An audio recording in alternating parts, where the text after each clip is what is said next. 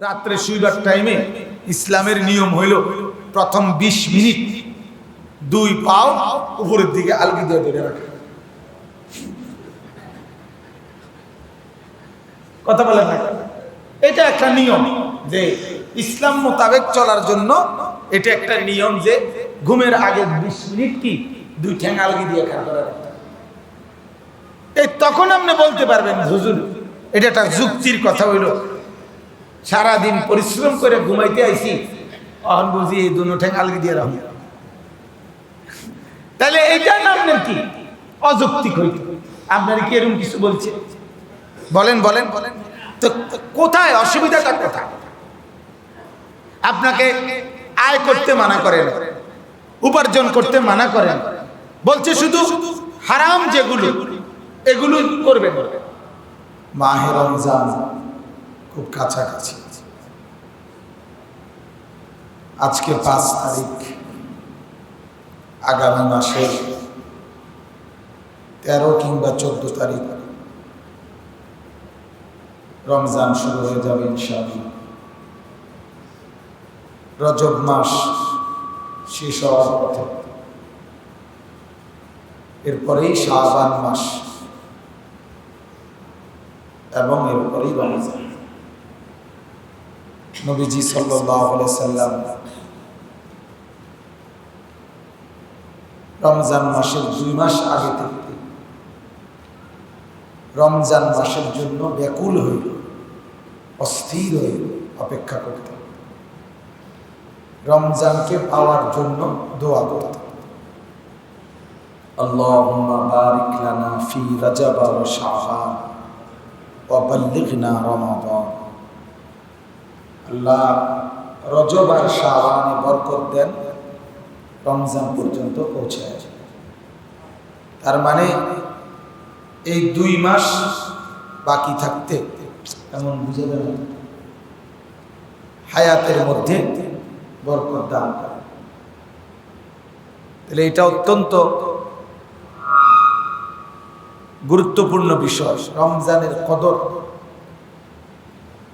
রমজান মাসের গুরুত্ব এই দোয়াটা থেকেই বোঝা যায় কি পরিমাণ আগ্রহ ছিল আল্লাহ রাসূল সাল্লাল্লাহু আলাইহি সাল্লাম, যে তিনি 2 মাস আগে থাকতেই রমজানের জন্য অস্থির হয়ে থাকতেন। এজন্য আমাদের উচিত প্রতিদিন রমজান মাসের জন্য দোয়া করা, যে আল্লাহ এতটা কাছে এনে রমজান মাসের রহমত মাগফিরাত থেকে বঞ্চিত করবেন না, এবং রমজান মাসের জন্য প্রস্তুতি নিতে থাকে। তো আমরা ইনশাআল্লাহ আল্লাহ পাক তৌফিক দিলে আগামী জুমা থেকে শাবান মাস, শবে বরাত, শাবান, রমজান ইত্যাদি বিষয় নিয়ে ইনশাআল্লাহ আল্লাহ তাআলা তৌফিক দিলে আগামী রমজান থেকে, আগামী শুক্রবার থেকে আমরা আলোচনা শুরু করব ইনশাআল্লাহ। আজকে অনেক দিন যাবত আমরা মুমিনের 7টি গুণ নিয়ে আলোচনা করতেছিলাম। এর মধ্যে 4টি গুণের আলোচনা হয়েছে। আজকে একত্রে 3টা গুণ একসাথে বলার আশা করছি, এতে ইনশাআল্লাহ এটা শেষ হয়ে যাবে।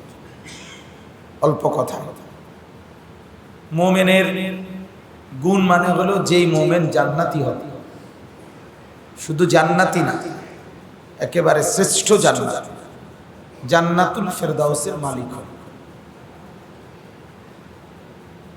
তো এর 4টি গুণ হলো, 1 নম্বর গুণ হলো জান্নাতি মুমিন ওই ব্যক্তি যে নামাজ পড়ে খুশুয়ের, মনে আছে না? 1 নম্বর কি?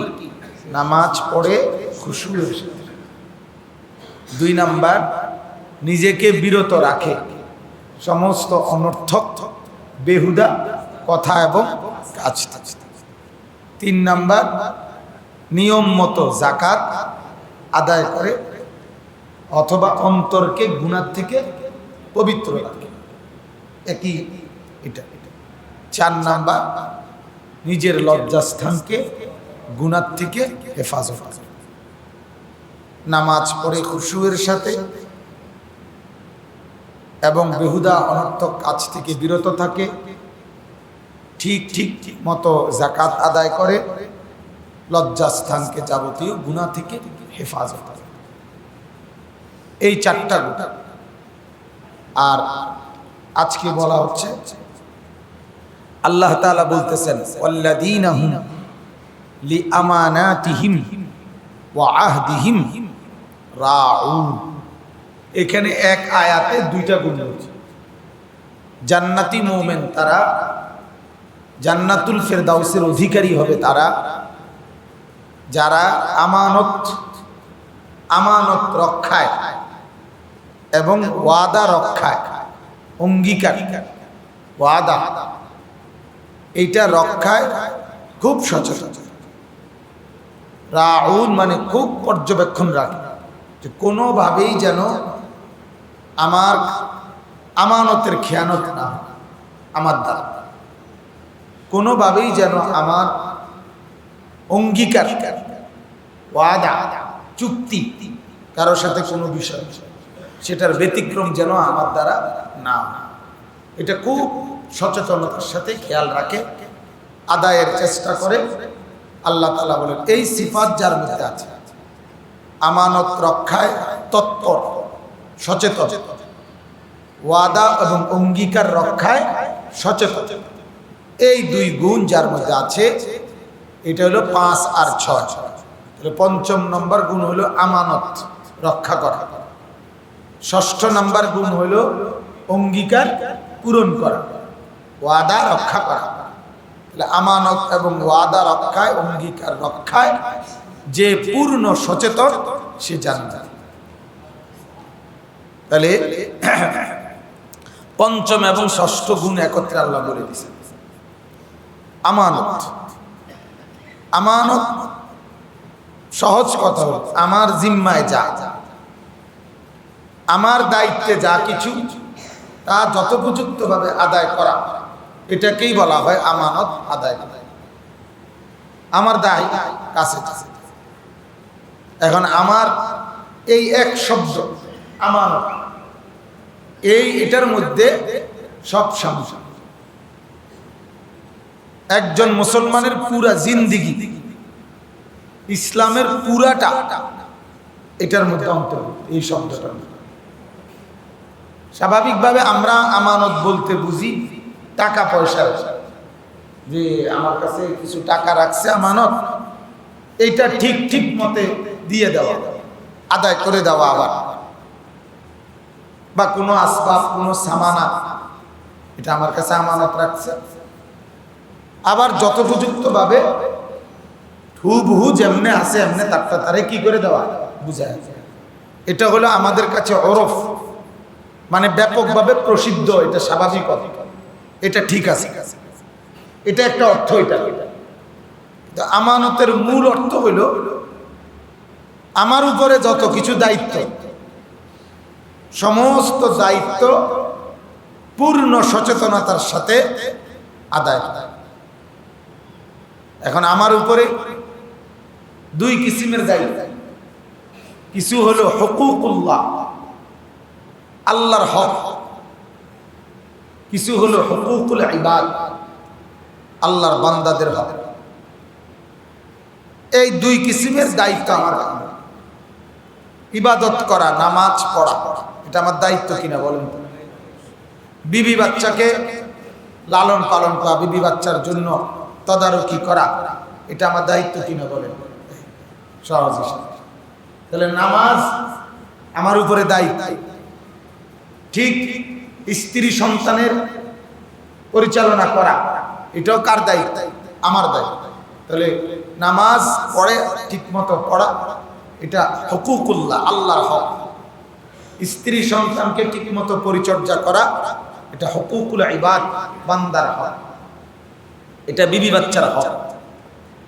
তাইলে এরকম একটা উদাহরণ দিলাম, যাকাত, রোজা, হজ, কোরবানি, দান, সাদকা, গোটা ইসলাম যত কিছু আল্লাহ এবং নবীজি আমার উপরে পালন করতে বলছেন, এটা আমার কাছে আমানত। যত কিছু নিষেধ করছেন ওইটার থেকে আমাকে বিরত রাখা, এটা আমার উপরে আমানত। এই জন্য আমানত আর তাকওয়া সমর্থবোধ কাছাকাছি। এবং বান্দার যত হক আমার কাছে, আল্লাহর এই সৃষ্টির হক, যা স্ত্রীর হক আছে আমার কাছে, আছে কিনা? মার হক আছে আমার কাছে, বাবার হক আছে, ছেলে মেয়ের কি আছে? হক আছে। আত্মীয় স্বজনের হক আছে কিনা বলেন? বন্ধু বান্ধবের হক আছে কিনা? পাড়া প্রতিবেশীর হক আছে কিনা? রাস্তার পথিক মুসাফিরের হক আছে কিনা? একেবারে অসাহিবি বিল জামস, মানে অটোতে এখান থেকে সলফা 5 টাকার ভাড়া মনে করে, এই 5 টাকার ভাড়ায় অটোতে আমি যার লগে বসলাম, যার পাশে, এই লোকটারও আমার কাছে একটা হক আছে। এই কদ্দুরে হইতে পারে 5 মিনিট পরে নেমে যাবে, এই 5 মিনিটের হক আছে। এটুকু সময় আমি তার সাথে উত্তম আচরণ করা, এটুকুর সময় তার উপরে আমি কোনো জুলুম না করা, এটুকুর সময় তার অধিকারের দিকে আমার কি রাখা, অল্প নিকটতম প্রতিবেশী, বাড়ির সাথে দূরবর্তী প্রতিবেশী, নিকটতম আত্মীয় স্বজন, দূরবর্তী আত্মীয় স্বজন, মা বাবা, ছেলে মেয়ে, স্ত্রী, শ্বশুর শাশুড়ি, বন্ধু বান্ধব, সবার হক আমার কাছে আছে। তাহলে এগুলো আমার কাছে আমানত। এগুলো আমার কাছে কি বলেন? আমানত। এগুলো যথোপযুক্তভাবে আদায় করা। জান্নাতে যেতে হলে একদিকে চিন্তা করলে সহজ, আরেকদিকে চিন্তা করলে কঠিন। বিষয়টা একবারে কঠিন, এত সহজও না যে। আপনার আমার শায়েখ আল্লামা মুফতি মুশতাকুন নবী সাহেব হযরত সুন্দর বলে, জান্নাত এত সহজে, এত সহজও না যে না চাইলেই পেয়ে যাবে, আবার এত কঠিনও না যে চাইলে পাইতেন না। কথা বুঝেন না? জান্নাত এত কঠিন না যে চাওয়ার পরেও কি সম্ভব না, পাইতেন না, না এত কঠিন। আবার একেবারে এত মামুর বাড়িও না, একেবারে এত শিলা কলাও না যে এটা আপনি না চাইলেই আপনার উজ্জা দিয়ে যাবে।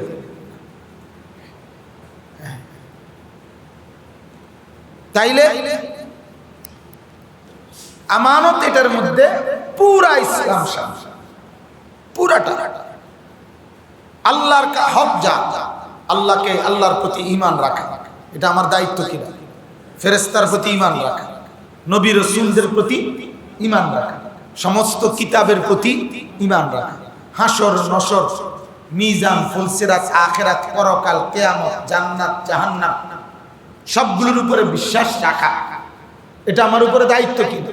আল্লাহর ইবাদত সবগুলো করা, এটা আমার উপরে দায়িত্ব কিনা? রাসূলুল্লাহ সাল্লাল্লাহু আলাইহি ওয়াসাল্লামের সুন্নাতকে পালন করা, এটা আমার উপরে দায়িত্ব কিনা? রাসূলুল্লাহ সাল্লাল্লাহু আলাইহি ওয়াসাল্লামকে মহব্বত করা, এটা আমার উপরে দায়িত্ব কিনা? আল্লাহকে ভালোবাসা, এটা আমার উপরে দায়িত্ব কিনা? তো সব কার দায়িত্ব? আমার উপরে জিম্মা। এই সবগুলো আমার কাছে আমার, সবগুলো আমার, যথোপযুক্তভাবে সবগুলোকে আদায় সহজ। এটা বুঝলেন? এত কিছু মাইনা চলা সম্ভব, সম্ভব, সম্ভব। শৃঙ্খলার মধ্যে বরকত, বিশৃঙ্খলার মধ্যে বরকত। ওই যে ডায়াবেটিস যাদের, ডায়াবেটিস নিয়ন্ত্রণের মূল স্লোগান কি? শৃঙ্খলাই জীবন। ওই সমস্ত ডায়াবেটিক হসপিটালে আপনি দেখবেন এইটাই ঘুরে ঘুরে লেখা আছে, এই কথাই। ডায়াবেটিসের যত বই ওখানে এই কথাটাই লেখা। এটাই ডিসিপ্লিন, এটাই লাইফ, এটাই জীবন। শৃঙ্খলাই জীবন। নিয়ম মতো রুটি খাইতে হবে, নিয়ম মতো আপনাকে গোশত কইছে এর দূরে খাবেন, মিষ্টি বলছে খাইতে পারবেন না, খাবেন না। মানে যেটা যেমনে আপনারে বলে দিছে খাদ্য মান, ওইটা ওইভাবে ঠিক রাখা, এটাই ডায়াবেটিস নিয়ন্ত্রণ। ডায়াবেটিস একবারে ভালো হয়ে যায় না, একবারে চূড়ান্ত ভাবে যে না ওনার ডায়াবেটিস ছিল আর এখন নাই, না। এটা এভাবে কি রাখতে হয়, নিয়ন্ত্রণে শৃঙ্খলার মধ্যে চলতে হয়, ডিসিপ্লিনের মধ্যে থাকতে হবে। এজন্য আমি দেখছি যে ডায়াবেটিক হসপিটালে এই কথাটা বারবার জায়গায় জায়গায় লেখা আছে, শৃঙ্খলাই জীবন। আমানত, আপনি যদি সিদ্ধান্ত নেন আমি ইসলাম মোতাবেক চলব, আমি জান্নাতি হইতেই হবে আমার, তাইলে সকল কাজে ইসলামী নিয়মটাকে মেনে নেওয়া, আল্লাহ রসুলের কথা মেনে নেওয়া, এভাবেই যদি কেউ জীবনটাকে সাজায় তাহলে তার জন্য এটা সহজ, তার জন্য এটা একদম সহজ। আমরা কঠিন মনে করি, এই কারণে আমরা মনে করি আমি চলবো আমার মতো করে, আমি চলবো শয়তানের মতো করে, আমি চলবো আমার মনের কুপ্রবৃত্তির চাহিদা মতো, আমি মনে চলবো সমাজ যেভাবে চলতে চায় সেভাবে, আমি চলবো টেলিভিশনওয়ালারা যেভাবে চালাইতে চায় সেভাবে। তখন গিয়ে ইসলামের কিছু বললে এটা বোঝা মনে হয়, এটা ফোজা লাগে। কিন্তু আমি যদি সিদ্ধান্ত থাকতো আমার জিন্দেগি শুরুর টাইমে ইসলামের নিয়ম হইল প্রথম 20 মিনিট 2 পাও উপরের দিকে আলগি দিয়ে ধরে রাখা, কথা বলে না, এটা একটা নিয়ম যে ইসলাম মোতাবেক চলার জন্য এটা একটা নিয়ম যে ঘুমের আগে 20 মিনিট কি 2 ঠ্যাং আলগি দিয়ে খাওয়া করা। এই তখন আপনি বলতে পারবেন হুজুর এটা একটা যুক্তির কথা হইল, সারাদিন পরিশ্রম করে ঘুমাইতে আইছি, অহন বুঝি এই 2 ঠ্যাং আলগি দিয়ে রাখুন, তাহলে এইটা নাম কি অযৌক্তিক হইত। আপনার কি এরকম কিছু বলছে? বলেন বলেন বলেন তো কোথায় অসুবিধাটা কোথায়? আপনাকে আয় করতে মানা করেন, উপার্জন করতে মানা করেন, বলছে শুধু হারাম যেগুলো এগুলো করবে। আপনাকে বিয়ে করতে মানা করে নাই, আপনাকে সংসার করতে মানা করে নাই, আপনাকে 10 আইটেম না 100 আইটেমের খানা খান, কোনো অসুবিধা নাই। 1 তালা কেন 200 তালা বিল্ডিং করেন, কোনো অসুবিধা নাই, কিন্তু সেটা যেন হারাম দিয়ে না, সেটা যেন অবৈধ রোজগার দিয়ে না। যদি বলেন অবৈধ রোজগার দিয়ে না লইলে এত বড় বিল্ডিং করা কি সম্ভব? করবেন না, সম্ভব না হলে কি দরকার করা? আপনি না জান্নাতে যাবেন, আপনি না আখিরাতে যাবেন।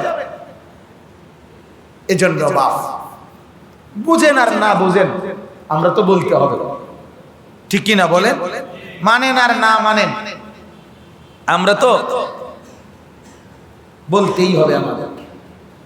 এজন্য আল্লাহ তাআলা বললেন ওয়াল্লাযীনা হুম লিআমানাতিহিম, আমানত।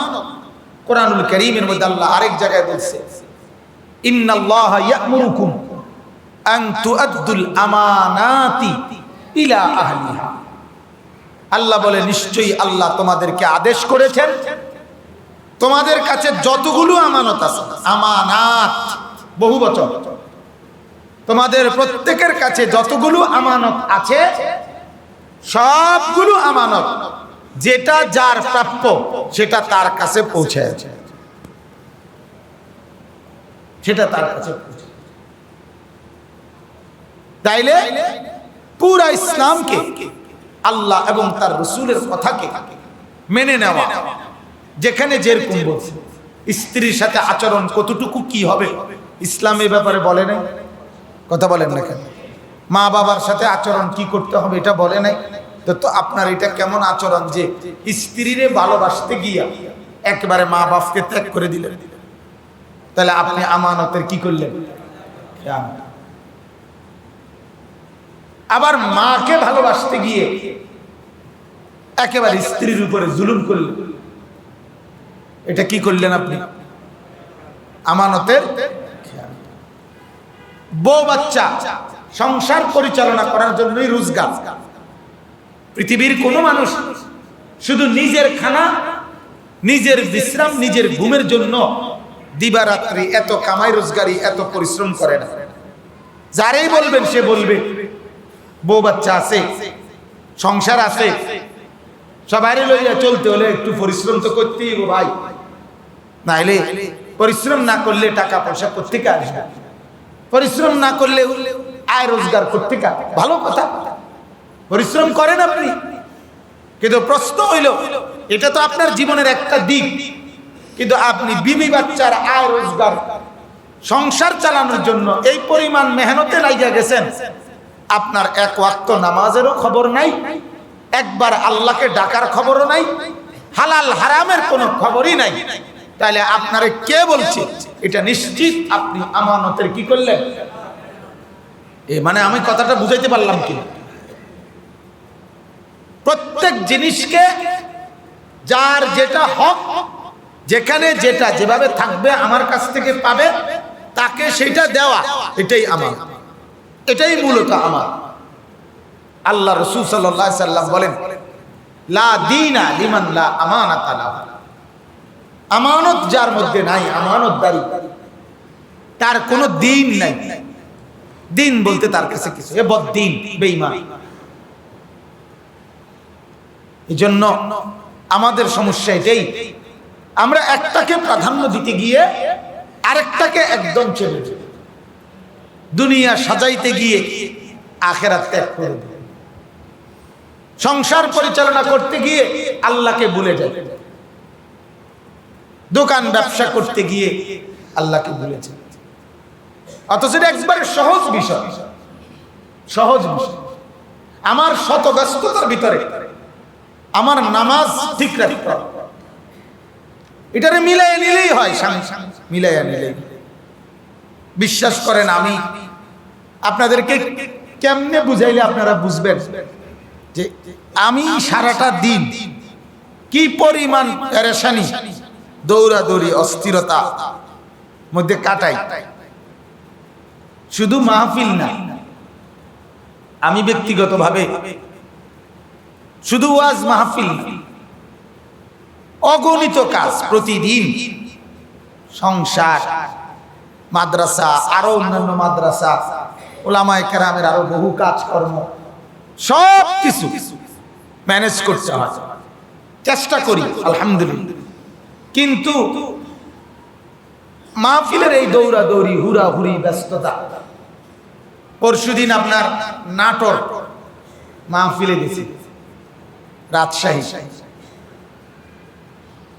রাত্রের 1:30টায় ওইখান থেকে রওনা দিয়ে 2:30টা বাজে আপনার সিরাজগঞ্জ যমুনা ব্রিজের আরো একটু আগে ওখানে এসে দাঁড়াইছি, জ্যাম পড়ছে, ফজরের নামাজ ওখানে 4.5 ঘন্টা এক জ্যামে শেষ। কিন্তু আমার প্রশ্ন হলো, এই সীমাহীন জ্যামের ভিতরে, এই অস্থিরতার পেরেশানির ভিতরে এশার নামাজও ছুটে নাই, ফজরের নামাজও ছুটে নাই।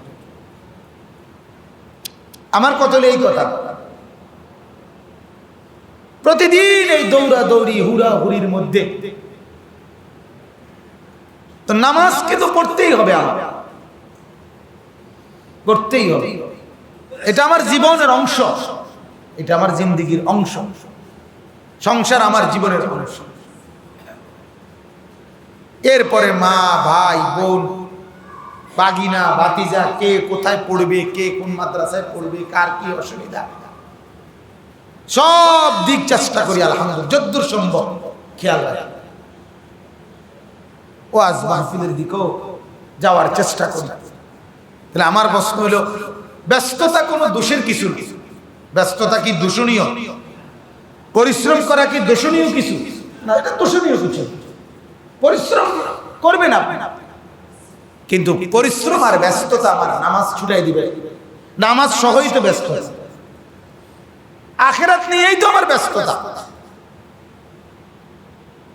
এজন্য আমরা এই বিষয়টা আমরা খেয়াল করব। ওয়াল্লাযীনা হুম লিআমানাতিহিম, আল্লাহ তাআলা বলে জান্নাতি বান্দা তারা যারা আমানত রক্ষায় সচেতন। কি রক্ষায় বলেন? আমানত রক্ষায় কি? তাহলে আমানত বুঝছেননি? শুধু টাকা জমা রাখো, শুধু টাকা জমা রাখুন নাম আমানত। পুরাটা জীবন আমার কাছে আল্লাহর পক্ষ থেকে, রাসূলুল্লাহ সাল্লাল্লাহু আলাইহি সাল্লামের পক্ষ থেকে যখন যা করণীয় চাওয়া, সে সব কিছু যথোপযুক্ত ভাবে আদায় করা, এটারই নাম আমানত। সোজা সোজা।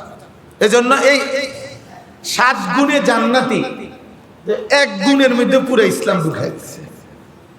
মজার বিষয় হইল আপনার ইসলামের এই বিষয়গুলো এমন, এক এক জায়গায়, কোন জায়গায় মুমিনের 5টা গুণ বলছে এই 5 গুণ যার, তার জন্য জান্নাত। কোথাও বলছে মুমিনের 7টা গুণ, এর জন্য জান্নাত। কোথাও আছে মুমিনের 14টা গুণ, তো এর জন্য জান্নাত। কোরআনেই আছে। কোথাও আছে মুমিনের 10টা গুণ, তার জন্য মাগফিরাত, জান্নাত। মজার বিষয় হলো 10টা বলুক, 7টা বলুক, 14টা বলুক, আর 5টা বলুক, আর 6টা বলুক, ও সূরা বাকারায় বলছে 6টা, হুদাল্লিল মুত্তাকিনের পরে যাই বলো, ঘুরে ফিরে 6টা, 5টা, 7টা, 10টা যেটাই বলুক, কোন না কোনটার ভিতরে আল্লাহ তাআলা পুরো ইসলাম ঢুকাই দিয়েছে। মানে 4-5টা বলেন আর 3-4টা বলুক, ঘুরে ফিরে পুরো ইসলাম মিলাই। অর্থাৎ আপনাকে আল্লাহ তাআলা শুধু বৈচিত্র্যের গুরুত্বের জন্য এক এক সময় এক একটার দিকে গুরুত্ব দিচ্ছেন একটু বেশি। তো সব মিলাইয়া পালন করতে হবে আমাকে কয়টা? সব। কয়টা? মাঝে মাঝে দেখেন আপনি, কথার কথা একটা উদাহরণ দিলে বুঝবেন। রোজার ফজিলত আল্লাহ রাসূল সাল্লাল্লাহু আলাইহি সাল্লাম বলছে, রোজা একটা নফল রোজা কেউ যদি রাখে, রমজান মাসের না, অন্য টাইমে সোমবারে রোজা রাখে, তো নফল রোজা রাখে, আল্লাহ রাসূল বলেন একটা পাখি মার পেট থেকে বাইর হইয়া উড়তে শুরু করছে, উড়তে 500 বছর একটানা উঠছে। 500 আমিন, 500 বছর পাখিটা উঠতে যদ্দূর গেছে, একটি নফল রোজার বদৌলতে আল্লাহ তাআলা জাহান্নামটা তার থেকে অদ্দূর দূরে সরাই দিলেন। তাইলে এখন আপনি তো এটা বুঝছেন যে একটা নফল রোজা রাখিয়া আর বাকি জিন্দেগি আমি যদি আমার তামসা করিয়া চলি, তাহলে বেহেশতের বুঝতে এই গেছে আমার। এইটাই বোঝানোর উদ্দেশ্য, এই কথাটা গুরুত্ব বিষয়। এই কথা সুবহানাল্লাহ একবার পড়লে, সুবহানাল্লাহ একবার পড়লে আল্লাহ রাসূল সাল্লাল্লাহু আলাইহি ওয়াসাল্লাম বলেছে ওই ব্যক্তির জন্য জান্নাতে একটি গাছ বানানো হবে। এতে আমি বুঝলাম যে সুবহানাল্লাহ একবার পড়লে জান্নাতে যদি আমার লাগে একটা গাছ বানায়, আর আমি যদি জান্নাতে নাই যাই, তো ওই গাছ এটা কিত্তে বানাই দেওয়া, ঠিক কিনা বলেন না কেন?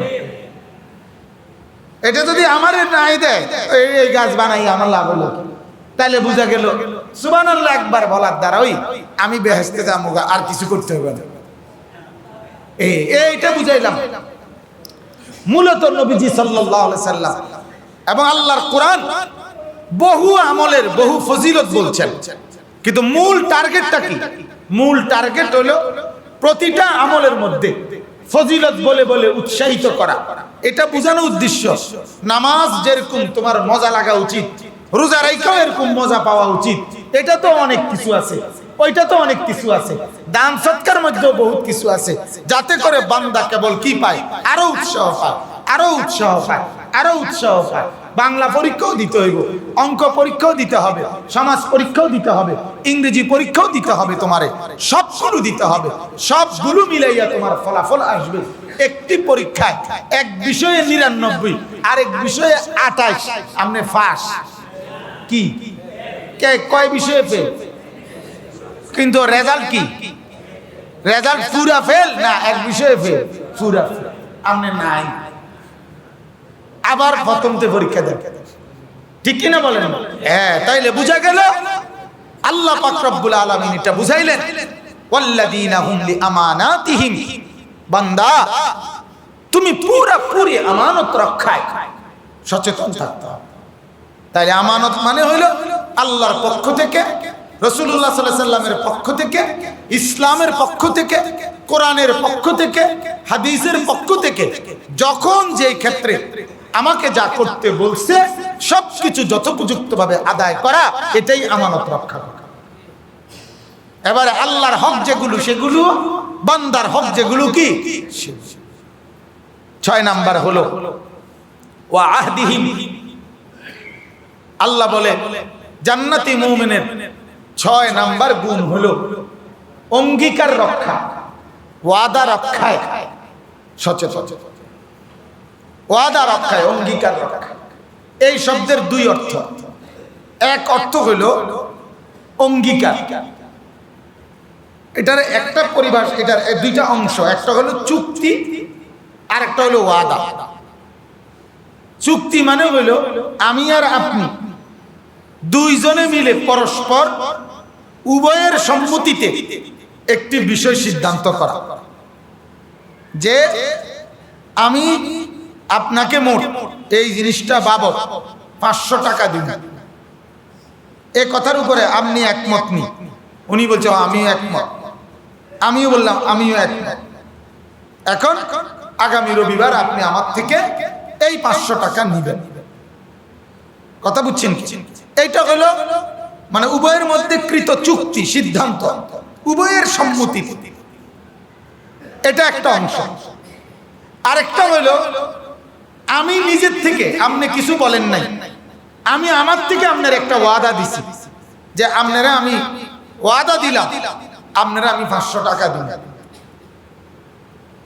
এখন কখন দিবেন, কোন দিন দিবেন ইত্যাদি কোনো বিষয় আপনার বিষয় না, আমি শুধু একতরফা ভাবে আমার পক্ষ থেকে কি দিছি। কথা বলেন না কেন?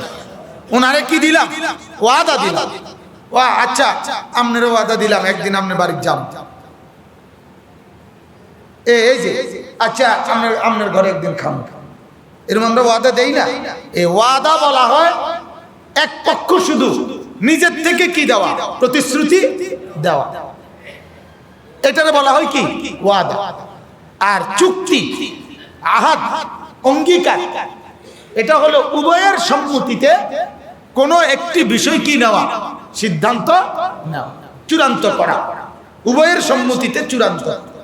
আল্লাহ পাক রব্বুল আলামিন বলে বান্দা উভয়ের সম্মতিতে তুমি যেই চুক্তি করবা সেটাও পালন করা তোমার জন্য জান্নাতে যাওয়ার ক্ষেত্রে জরুরি। আবার একতরফা মৌখিক, সে বলে নাই, তোমার থেকে তুমি ওয়াদা দিছো, ওইটা পূর্ণ করাও তোমার জন্য জান্নাতে যাওয়ার ক্ষেত্রে জরুরি। কথা বুঝছেন? এজন্য মানুষের সাথে যেই চুক্তি, আমি চুক্তি করছি, তাফসিরে লিখছে 4টা পর্যন্ত ডিউটি করবে, 3:30টায় চলে যাওয়া চুক্তির স্পষ্ট খেলাফ। হাজারো হাজারো কর্মচারী, হাজারো কর্মচারী, সরকারি হোক বেসরকারি হোক, অহরহ অহরহ এই দায়িত্বের খেলাফ করতেছে কিনা বলে। অথচ সে বেতন নিচ্ছে এই চুক্তিতে, সে 4টা পর্যন্ত ডিউটি করবে, সে 5টা পর্যন্ত ডিউটি করবে, সে সকাল 10টায় ডিউটিতে ঢুকবে। এটা চুক্তি, এটা চুক্তি কিনা বলে। এই চুক্তি আপনি মাইনা নিয়েই তো কি ঢুকছেন, চাকরিতে ঢুকছেন, আপনি মাইনা নিয়েই তো আমার কাজে আসছেন। এখন আপনি এই চুক্তির থেকে খেলাফ করা, এটা গুনাহ, এটা স্পষ্ট গুনাহ। তাইলে এক্ষেত্রে জরুরি বিষয়, অত্যন্ত জরুরি বিষয়, নিজের জিম্মাদারি। আমি তার সাথে যেন চুক্তি করলাম, আমার উপরে তার সাথে কথা বলে আমি যে সিদ্ধান্ত নিছি, এজন্য যে কোনো কর্ম, চাকরি, অন্যের কোনো কাজ করা, এক্ষেত্রে আমি যা চুক্তি করছি ওইটা পূর্ণ পালন করা, এটা একজন মুমিনের জন্য জরুরি বিষয়, এটা জরুরি বিষয়। এরপরে আপনি কথা দিছেন, দুইজনে মিলে সিদ্ধান্ত দিলেন আপনি রবিবার দিন টাকাটা দিবেন, আপনি দিলেন না কেন? স্পষ্টভাবে ওই সময়টুকু পার হওয়ার আগেই যদি আপনার সময় বৃদ্ধি করতে হয় তাহলে আপনি আবারও তার সাথে কথা বলে আপনি আপনার সময় কি করাইতে হবে, বর্ধিত করতে হবে। নয়তো এরপরে সময় অতিক্রমের পরবর্তী সেকেন্ড থেকে আপনি চুক্তি ভঙ্গের অপরাধে অপরাধী। হাসরের ময়দানের জন্য আপনাকে জবাবদিহি করতে হবে, জবাবদিহি করতে হবে। কর্মকে ফাঁকি না দেওয়া। যেমন আজ 6 বছর আমি আমার এই জুমার খতিব, আমার দায়িত্ব, আমি কোন সময় ফাঁকি দিছি? ফাঁকি দিছি বলেন? হয় আমি জুমার নামাজ, এই জুমাগুলো আমি আসতে পারি নাই কোনো কারণে, বিশেষ কারণ, একান্ত সর্বোচ্চ চেষ্টা করি আসার জন্য, কিন্তু ওই সময় আমি আমার পক্ষ থেকে লোক পাঠাইছি, আপনাদের হাতে ছেড়ে দেই নাই। আপনারা একজন বুঝ করে লইলেন না, আমি মনে করি এটা আমার জিম্মাদার, এটা আমার দায়িত্ব, আমার দায়িত্ব। কথার কথা এটা বুঝাই না। তাইলে আমরা প্রত্যেকেই এই ফিকির করা যে আমি যার সাথে এক তো পরস্পরের সম্মতির চুক্তি, এটাও আমারে পালন করতে হবে, আর মৌখিক এমনি ওয়াদা, আমি দিছি তার ওয়াদা, সে বলে নাই আমি বলছি, এটা যাওয়া জরুরি, পালন করা জরুরি। আল্লাহ রাসূল বলছে ওই ব্যক্তি মুনাফিকের আচরণ যে ইযা ওয়াদা আখলাফা, আয়াতুল মুনাফিক, ওয়াদা করে তো এর উল্টা করে, ইযা হাদাসা কাযাবা, কথা বলে তো মিথ্যা বলে, ইযা তুমিনা খানা, আমানত রাখে খেয়ানত। আল্লাহ রাসূল বলছে এটা মুনাফিকের আচরণ। কিসের আচরণ বলে? ওই লোকের মধ্যে এটা মুনাফিকি। এজন্য ওয়াইদা খাসামা ফাজারা, এটাও আছে হাদিসে, কথা যখন ঝগড়া লাগে, কোনো বিষয়ে তর্ক লাগে, গাইলে নেই শুরু। কথা বলেন, এরকম খাসিয়ত মানুষ আছে না? কথা একটু মিল মতো না হইলে এবারে 14 গোষ্ঠী লইয়া শুরু, শক্ত বেয়াদব, শক্ত বেয়াদব। যে মুসলমান কথায় কথায় মানুষকে গালি দেয়, সে চূড়ান্ত ধরনের বেয়াদব, চূড়ান্ত বেয়াদব। এক মুসলমান, তুমি তোমার জবান পবিত্র জবান, এই জবানে তুমি অপরকে গালি দিবা কেন? কেন গালি দিবা? কাজ আদায়ের জন্য হয় কাজ করে না, হয় ফাঁকি দেয়। কেউ যদি কাজ না করে, কেউ যদি ফাঁকি দেয়, কেউ যদি আপনার সাথে 2 নম্বরইও করে, তারে গালি দিয়া ওই কাজ আদায় করা, এটা কোরআন থেকে অনুমোদিত নেই। কথা বলেন না কেন? ইসলামে অনুমতি দিছিনি, আমি রাষ্ট্র আপনারা উৎসাহ করছিনি, সরকারের ভাবে বুদ্ধি দিছিনি এটা যে কাম না করলে গাইলে না। কথা বলেন না, তাহলে এটা কে অনুমতি দিল? আপনারা শয়তান ছাড়া আর কে অনুমতি দিল? ইবলিস ছাড়া এর অনুমতি কে দিল? তাইলে কথা বললে মিথ্যা বলা, ওয়াদা করলে খেলাফ করা, আমানত রাখলে খেয়ানত করা, তর্ক লাগলে কি দেওয়া, কথা কয় না, গালি দেওয়া, কার আচরণ? মুনাফিকের। তাহলে এর মধ্যে একটা ওয়াদা আছে কিনা মুনাফিকের আচরণের মধ্যে?